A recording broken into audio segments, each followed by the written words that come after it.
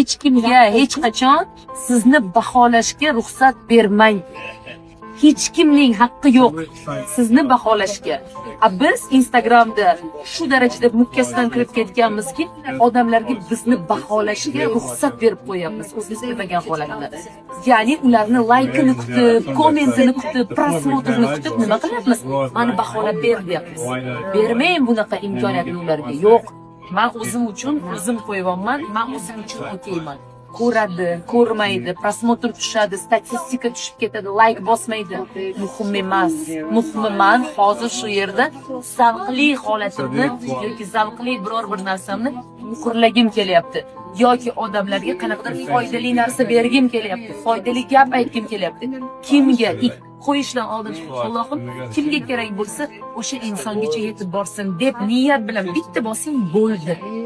Like ikkita bo'ladimi, bittami, nolmi farqi yo'q. Muhimi siz mana o'zingizdan niyatingizni toza holatda bering.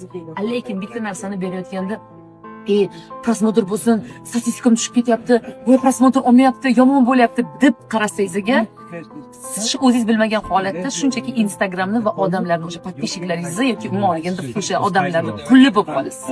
Kutuv bilan.